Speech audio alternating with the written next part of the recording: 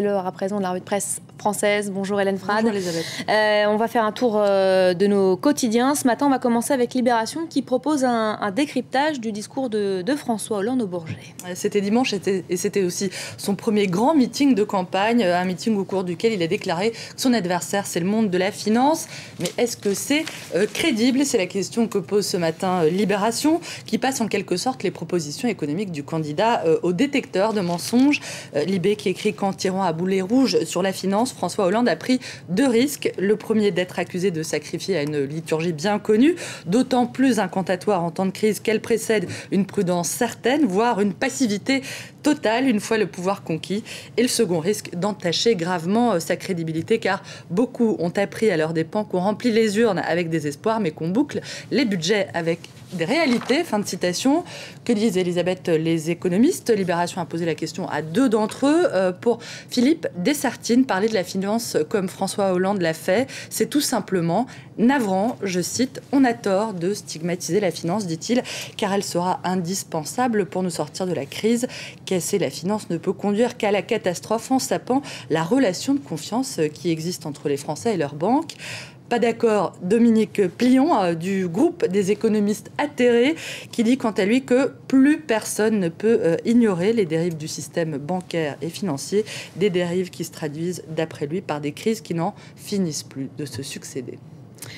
Elles sont visées par ces annonces, forcément, les banques françaises. La Tribune décrypte ce matin, justement, les Échos décryptent la réaction des banques françaises. On les imagine mal ravis. En tout cas, le journal raconte que l'attaque de François Hollande les a prises de court et que les banquiers ont immédiatement protesté. Alors, quoique discrètement, mezza voce, c'est assez feutré, les banquiers auraient fait savoir qu'une séparation des activités de détail et de banque d'investissement pourrait leur coûter très cher et qu'elle pourrait aussi aboutir à une altération de la capacité des banques à faire crédit. Je cite un responsable du secteur qui indique par ailleurs que les banques françaises ont déjà mis en place un certain nombre de garde-fous, qu'elles ont augmenté leurs fonds propres et encadré leurs bonus.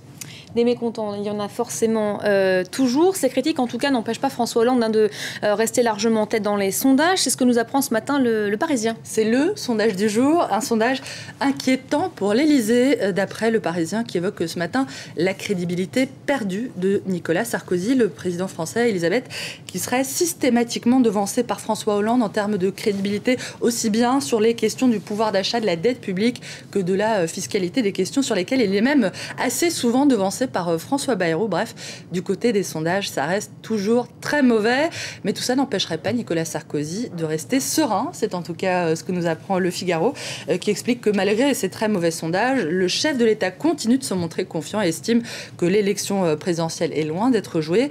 Nicolas Sarkozy, qui aura opté pour une campagne éclair afin de créer la surprise et qui répéterait ce mantra à ses interlocuteurs: ce sera l'histoire d'une présidentielle où tout semblait perdu et où tout renaît. Je ne l'ai jamais vu douter, confie un ministre au Figaro, qui rapporte dans le même temps cette autre déclaration du président: j'ai toujours pensé que j'étais responsable de mes erreurs, j'ai toujours assumé. Elisabeth, en tout cas à l'UMP, on s'active et on a lu sur le site du Figaro que le parti est en train de lancer la contre-attaque au meeting de François Hollande, avec la diffusion d'un tract tiré à 6 millions d'exemplaires, des tracts destinés à rétablir la vérité sur le bilan de Nicolas Sarkozy et à vanter les 10 grandes réformes de son quinquennat.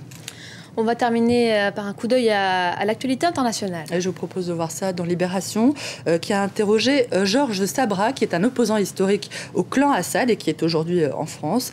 Il raconte comment on torture dans son pays des jeunes gens qui ne faisaient que manifester, et uniquement pour détruire leur personnalité, leur humanité brisée, leur dignité. L'opposition qui est réprimée en Syrie, mais aussi à Pékin, où l'année du dragon s'est ouverte, Elisabeth, avec des condamnations à la chaîne d'opposants. Nous apprend toujours Libération, qui livre ce matin le témoignage de l'écrivain Yougier, qu'on voit ici à l'écran. Il a été lui aussi emprisonné avant d'être relâché. Voici ce qu'il raconte, Elisabeth, sur son séjour en prison.